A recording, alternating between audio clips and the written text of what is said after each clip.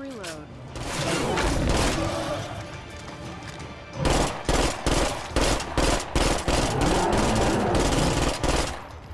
Time to reload.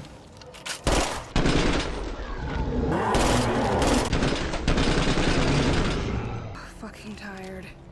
How would I get this job again?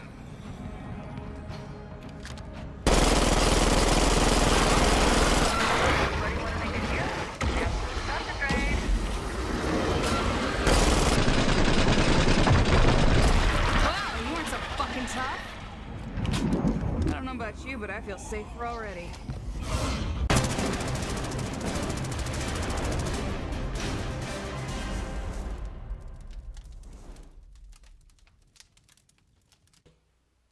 Welcome back, State of Decay 2 survivors. This is your boy, Grex's Prime, coming at you. Well, yes, the question of all questions. To break or not to break? That is the question I hope to answer in this video. Now, we're going to talk about this particular topic because I asked you guys on my community page, and I ran two polls, one asking you what is your go-to attachment in State of Decay 2. One of them was suppressor or brake. I was very surprised that 89% of you guys said suppressor. I thought it was going to be closer to 100%. So there's a few of you guys that may know exactly the strength and weaknesses of the brakes in State of Decay 2. And in this video, I hope to clarify when and if you should even do it in the harder difficulties. The other question I asked, of course, was if you guys wanted to see a specific kind of video. And unanimously, everybody wanted to see an advanced State of Decay 2 tactics video. So this is what this video is going to be about. This is the intro. If you thought this was going to be something else, this is the time to click off. But if not, sit down and enjoy the ride, because I'm going to go over some things with you guys, and hopefully at the end of this, we will all know when to use a brake.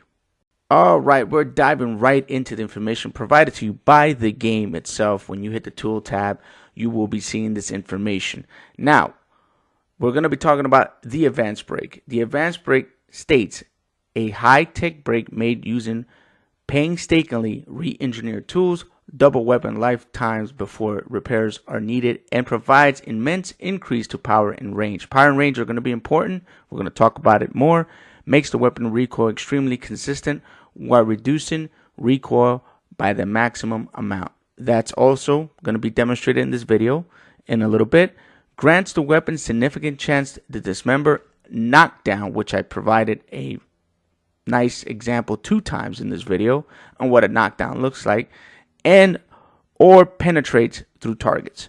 Now, the biggest deal about brakes is the knockdown ability. Now, the higher caliber of the weapon, the better the knockdown works. And it's basically the zombie or the feral actually gets stunned and gives you the ability to execute him without having to go through its armor first. So that's one of the key things about a brake in terms of combat. That's what it provides, along with the ability of being able to get multiple zombies with one shot as well. If you can line them up just right, you can get 2, sometimes 3, hell, sometimes 4 zombies, especially when they're coming right at you in a straight line. The higher your caliber, the better, obviously.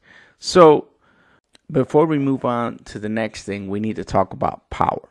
Power is very important on these weapons. Power dictates how much your damage output is going to be per every shot in a weapon.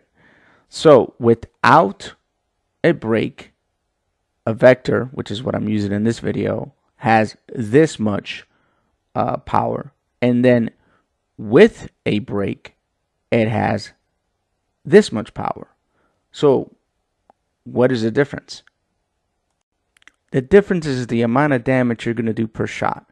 The higher the power, the more damage, especially to tanky targets like juggernauts, hearts, and enemy enclaves. As you guys know, enemy enclaves you're required to hit precision headshots, and of course having a brake minimizes the amount of headshots you have to do sometimes, or multiple, especially in the harder difficulties. So the way to bypass the amount of shots that it takes to maybe minimize it to 1 or 2 using an advanced brake with a higher caliber weapon gets the job done a lot quicker. Again, those are the ways power is affected in State of Decay 2.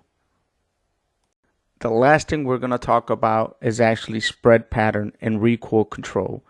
The difference between, let's say, shooting a gun that has an advanced brake versus not having an advanced brake. What I'm going to do is I'm going to roll a clip of shooting without an advanced brake.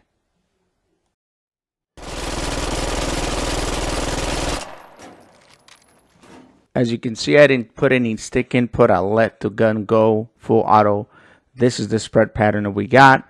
Now what I want to do now is show you one with a brake on.